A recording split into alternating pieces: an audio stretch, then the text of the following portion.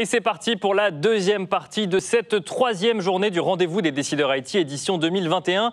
Une après-midi qui est encore chargée en échanges et en ateliers sur les enjeux que vous traversez au quotidien au sein de vos entreprises. On va commencer dans quelques instants avec un atelier qui vous est proposé par Microsoft où on va se poser la question de comment réduire le temps consacré au déploiement et à la gestion de vos appareils. On parlera notamment des appareils Surface chez Microsoft. On évoquera ensuite à 14h30 avec Samsung des questions également liées au déploiement, à la gestion et à la sécurisation d'une flotte mobile ou d'un parc d'écran. On évoquera avec Google un changement peut-être d'état d'esprit sur la façon dont on peut repenser son digital workplace pour le travail hybride. On recevra ensuite quelqu'un de Lenovo où on se posera des questions en lien avec la cybersécurité, mais aussi avec le support qui peut être, qui est déporté d'ailleurs à domicile. Quelles questions ça pose en termes d'organisation et quelles questions ça pose au sein de l'entreprise. Et on finira avec un workshop qui vous sera proposé par HP, où on se posera la question du Device as a Service, du DaaS, qui est d'ailleurs le thème de cette troisième journée du Rendez-vous des décideurs IT, le DaaS comme simplificateur de la transition vers le modern workplace. Voilà, donc autant de raisons de rester avec nous encore sur toute l'après-midi. De nombreux sujets évoqués sur la transformation du poste de travail en entreprise, poste de travail qui est un sujet pour beaucoup d'entre vous. C'est parti pour cette deuxième partie de la troisième journée.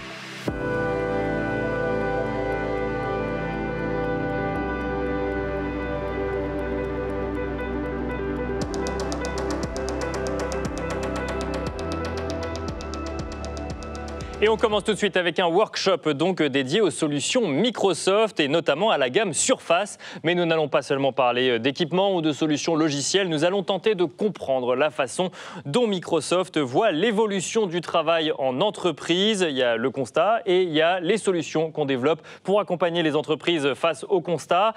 On va en parler avec Jean-Christophe Dupuis, directeur de la division Surface chez Microsoft France. Bonjour Jean-Christophe Dupuis. Bonjour Nicolas. Merci de nous faire le plaisir d'être avec nous. Je le disais, un workshop dont la thématique est comment réduire le temps consacré au déploiement et à la gestion de vos appareils Windows. Donc on donne déjà quelques éléments un peu de réponse sur les grands enjeux que traversent les entreprises aujourd'hui.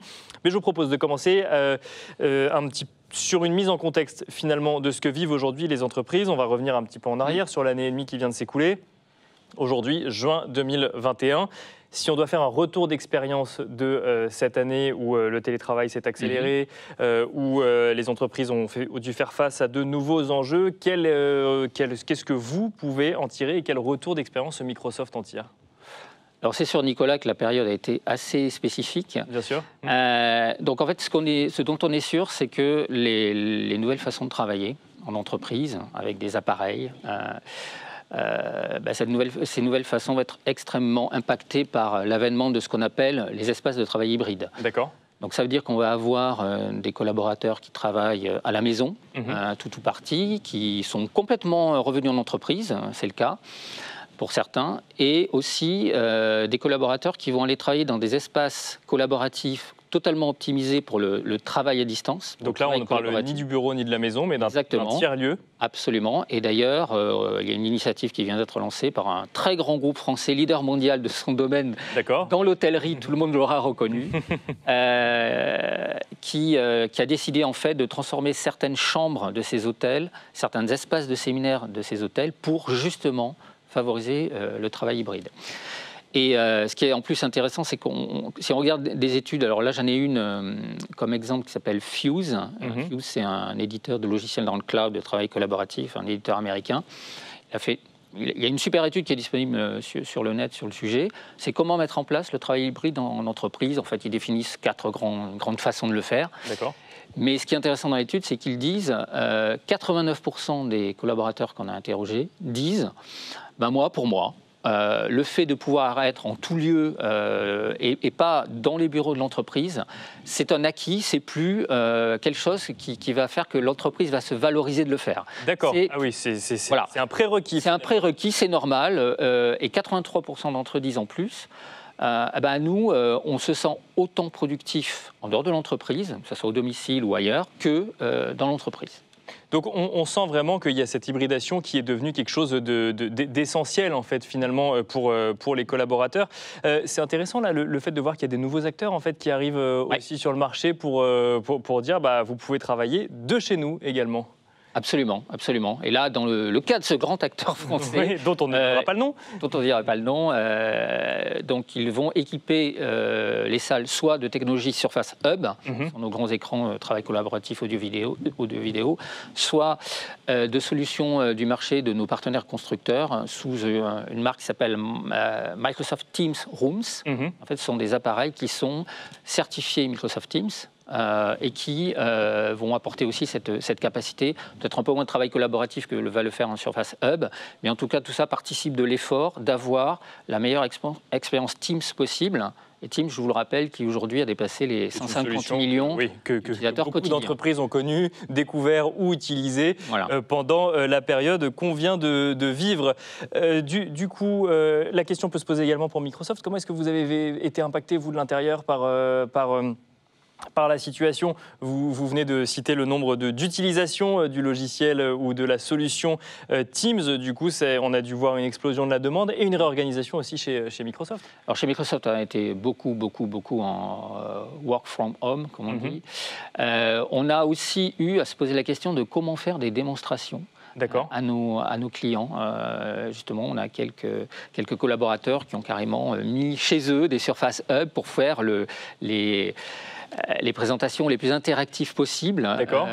Et puis là on commence à, évidemment, comme beaucoup d'autres entreprises, on commence à revenir petit à petit au bureau, pas du tout totalement. Le télétravail reste quand même la majorité pour l'instant. Et donc on reste dans ce mode hybride finalement. Et on met en action finalement ce qu'on prône, et ce qui ressort des études, c'est que on ne reviendra plus dans la situation d'avant. On ne pense pas, non. On veut un mix en fait entre ce qu'on a connu il y a depuis un an et demi et ce qu'on connaissait avant, et on veut rentrer dans ce système un peu hybride. C'est de ce point de départ-là que Microsoft est parti pour proposer des solutions et des équipements qui vont aider les entreprises à dessiner le travail de demain. Alors c'était déjà dans l'ADN de la gamme Surface. D'accord.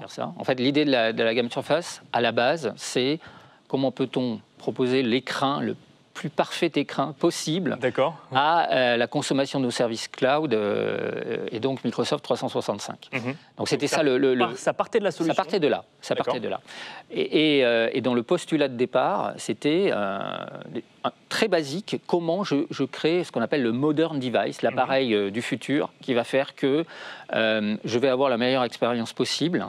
Alors évidemment, la pandémie a accéléré tout ça, mais l'idée de base, c'est ça, c'est comment je peux proposer les meilleures caméras possibles, les meilleurs micros, haut-parleurs possibles pour que l'intégration sur l'expérience soit la meilleure.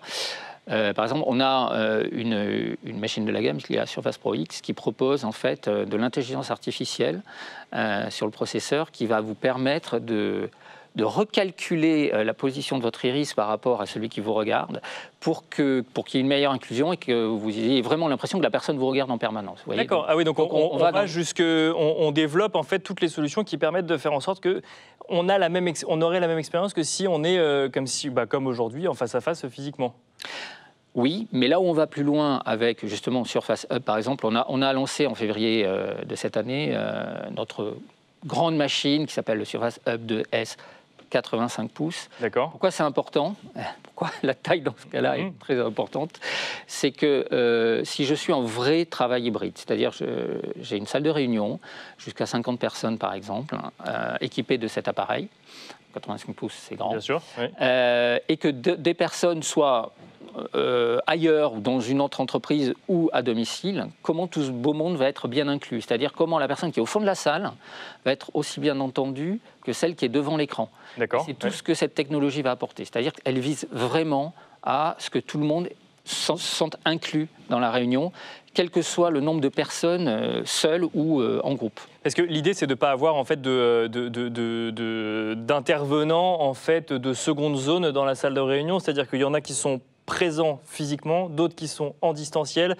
Et il faut que tout le monde ait exactement la même expérience. Exactement. Et donc, ça passe aussi par le fait de repenser la salle de réunion au sein de l'entreprise. Pas forcément. Pas forcément la salle de réunion. Non, pas forcément. Et en plus, si on prend l'appareil et le 85 pouces peut être aussi déplacé, mais un des arguments que nous avions, et c'était avant la pandémie, sur le Surface Hub 50 pouces, une version plus petite, mais avec les mêmes fonctions, c'est qu'il peut être déplacé, il a une batterie.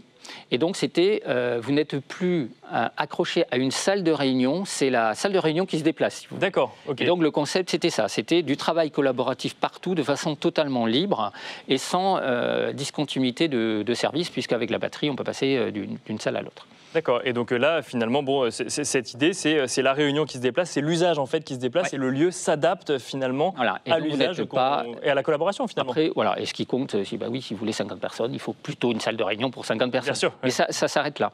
Le besoin s'arrête là, si vous voulez. Il y a quelque chose qui... Vous avez cité des tailles, 50 pouces, 85 pouces. On imagine quand même... On parle d'hybride. Qui dit hybride dit mobilité.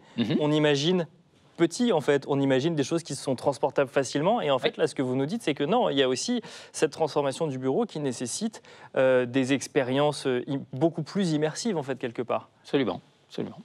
Et alors, puisque vous parlez d'appareils plus petits, évidemment, ce qu'il faut comprendre, c'est côté appareils, comme des Surface Pro, des Surface Book, Surface Laptop, comment participe-t-il aussi à tout ça? Bien sûr, comment est-ce qu'il s'intègre dans cet environnement de travail hybride? Donc, je vous ai parlé de l'intégration verticale entre Microsoft 365 et nos appareils, qui commence justement donc, par l'optimisation de consommation de ces services cloud avec des appareils modernes. D'accord. Donc ça, peut-être un petit mot là-dessus, c'est la vraie démarche aujourd'hui, c'est de dire on a des solutions qui fonctionnent pour le travail hybride et pour le télétravail. Comment est-ce qu'on crée les meilleurs outils pour utiliser les solutions qu'on a proposées? C'est ça en fait la démarche. Absolument. Et la deuxième démarche, il y en a 4 là-dedans. D'accord, ok. On a parlé des appareils, après il y a le déploiement, il y a la sécurité et il y a ce qu'on appelle l'administration de tout ce beau monde. D'accord, oui. Sur le déploiement, ce qui s'est passé avec la crise, c'est que plein de gens ont été recrutés, continué à être recrutés dans les entreprises, ou pour ceux qui étaient déjà dans l'entreprise devaient changer d'appareil, mais on ne pouvait plus aller dans l'entreprise, on ne pouvait plus aller au service IT, recevoir sa machine. Donc comment on fait pour recevoir par la poste un appareil qui soit tout de suite prêt surtout pour un nouvel employé, à être utilisé et totalement opérationnel sans intervention de l'IT.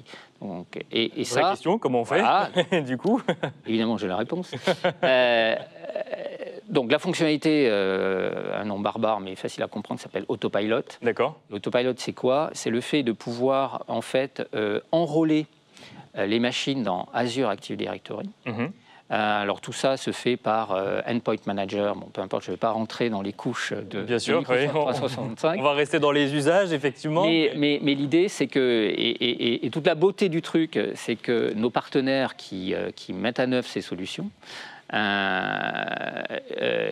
Bechley en premier le fait, c'est la possibilité d'avoir une console d'administration pour entrer les clés de ces machines et dire il suffira juste à l'utilisateur de rentrer son alias, son nouvel alias de nouvel embauché, et automatiquement l'image que l'entreprise a voulu sur la machine sera mise en œuvre sur la surface reçue par l'employé. Donc ça veut dire quoi? Ça veut dire qu'en fait on définit des types de collaborateurs, des personas ou oui, exactement. Des personas, et ensuite à partir du moment où on correspond à telle ou telle catégorisation, automatiquement la configuration. En fait, vous êtes reconnu par votre alias. D'accord. Et donc ça veut dire qu'on va avoir quoi? Accès à des applications définies, à des niveaux d'accessibilité définis? L'entreprise décide exactement de ce qu'elle veut. Et puis on peut aller bien plus loin. D'accord. Puisque on a, et là on est plus sur la partie sécurité, Alors, désolé pour les acronymes, hein, mais... on aime ça en France, on a toujours aimé ça, les acronymes. Voilà. On a un BIOS propriétaire de toutes ces machines, dont le petit nom est UEFI. Et l'UEFI, vous savez, c'est vraiment le BIOS, c'est les couches super basses de la machine, et c'est ces couches ultra basses de la machine qui vont... En gros, c'est tout ce qui fait l'interface entre vraiment le hardware et le software. C'est ça qui va être attaqué en premier lieu par les ransomware, par exemple. D'accord, oui. Et autres attaques de hackers.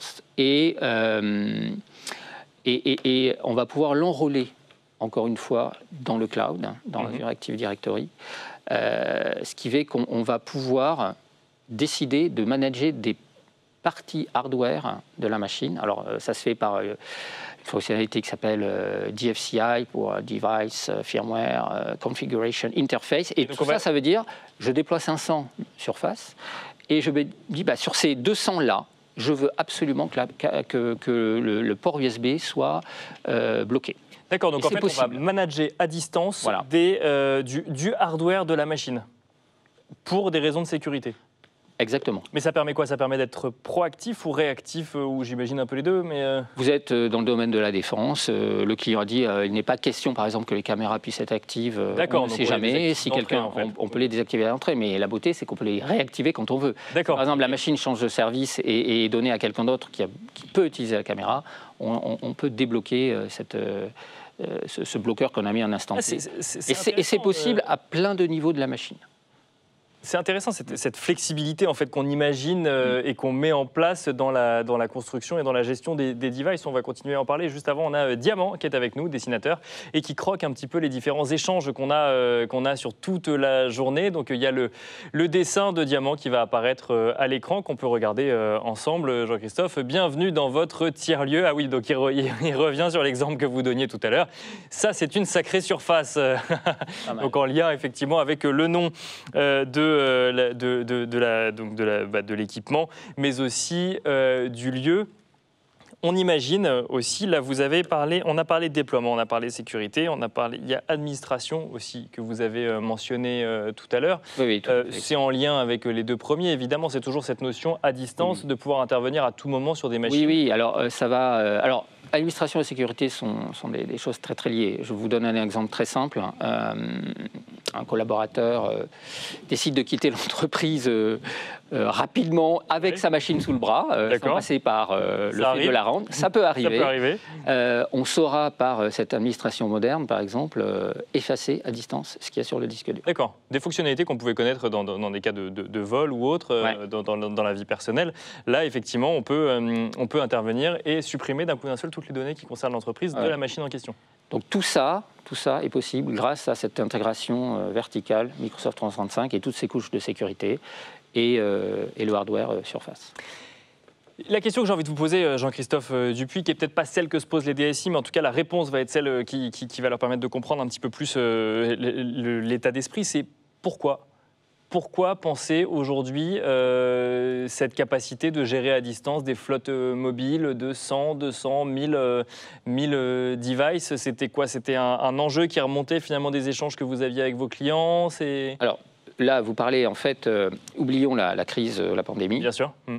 Ça fait quand même très très très longtemps que des solutions, et pas forcément Microsoft, de MDM, de management de devices mobiles, existent sur le marché. Donc c'est une problématique qui a toujours existé.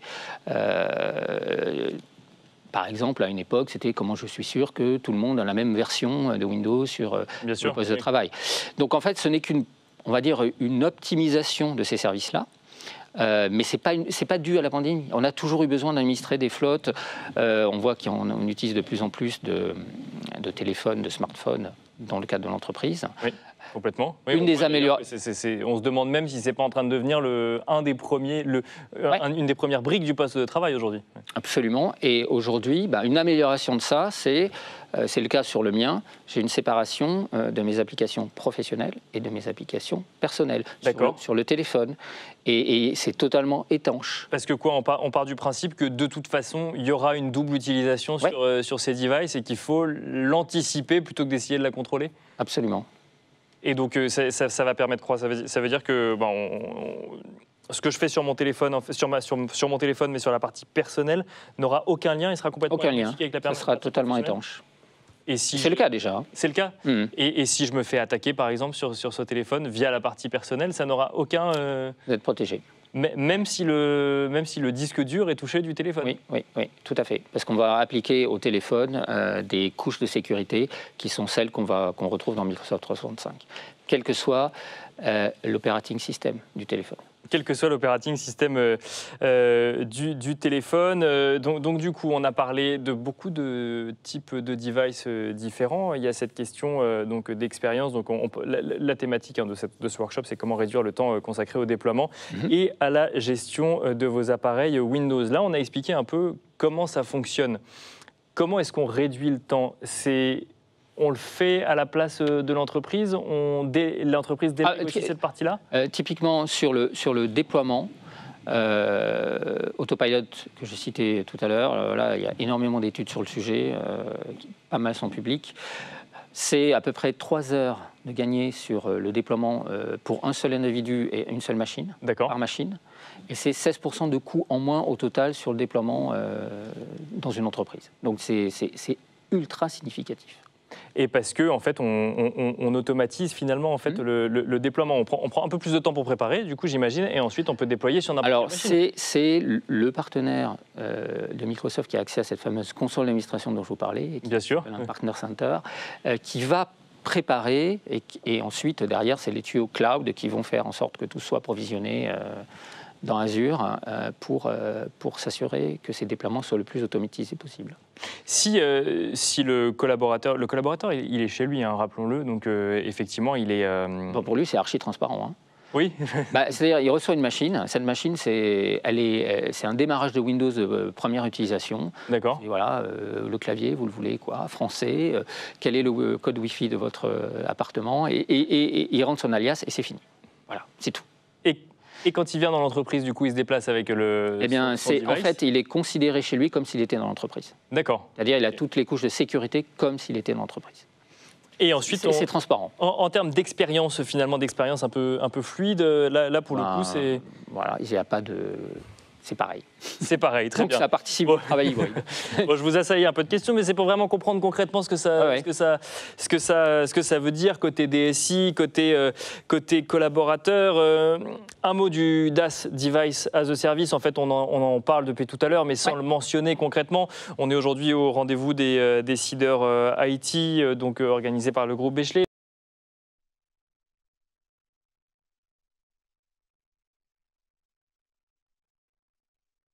Et c'est reparti pour ce workshop qui vous est proposé par Microsoft. Cela ne vous a pas échappé. Vous avez beau avoir essayé de vous connecter sur votre Surface Hub, Surface Pro ou autre. On a eu un léger problème technique, mais nous revoilà. Je suis toujours avec Jean-Christophe Dupuis, directeur de la division Surface chez Microsoft. Et on parlait... Côté DSI, on se met du point de vue du DSI, des avantages et de cette démarche du Device as a Service, du DaaS. Alors déjà, ce qui est intéressant, c'est de voir que ça, c'est pas encore une pratique ultra répandue. Mais moi, je pourrais faire le parallèle avec aller dans le cloud ou pas. À un moment donné, on avait beaucoup de gens qui disaient « Oula, le cloud, je ne vais pas aller dans le cloud ». Qui hésitaient un peu. Ouais, voilà, On voit que maintenant, c'est une lame de fond. On peut imaginer, alors peut-être pas aussi rapidement, mais le DaaS va faire sa place. Parce que c'est tout simplement, au lieu de faire du CAPEX, c'est de l'OPEX, j'achète de l'usage. Bien sûr, on est sur de la souscription. Ouais. Absolument. Et la beauté du modèle, c'est que je vais être sur un abonnement par personne et par mois, où je vais avoir l'intégration, encore une fois l'intégration verticale de logiciels et appareils. Ça peut être des contrats de 24, 36, 48 mois. Et à la fin, il y a une valeur résiduelle. Alors il se trouve, pourquoi Surface ? Parce qu'il y a une valeur résiduelle importante avec Surface par rapport au marché, à la moyenne du marché. Et on va pouvoir redonner vie. Et donc il y a une notion de ce qu'on appelle la sustainability. C'est comment je fais vivre des machines beaucoup plus longtemps. On peut même jusqu'à doubler l'espérance de vie d'un appareil parce que le partenaire, et Inmac WStore par exemple a une solution avec nous, ce qu'on appelle de l'intelligent workplace, c'est-à-dire, alors il y a je ne vais pas rentrer dans l'offre qui est proposée, mais elle est très riche selon le type d'utilisateur. On va avoir différentes machines, différents types d'abonnements, de durée, etc. Et à la fin, il y a plein de choix possibles.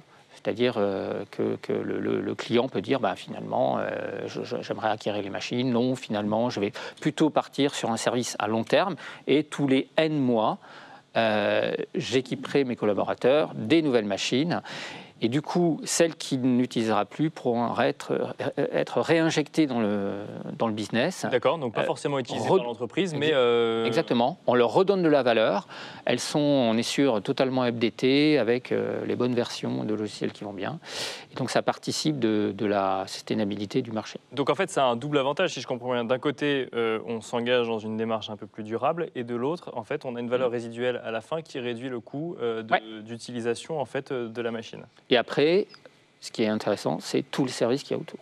C'est-à-dire, dans le cas d'Inmac, cette capacité de faire du J+1, par exemple, il y a une casse-machine, on peut remplacer une machine tout de suite le lendemain.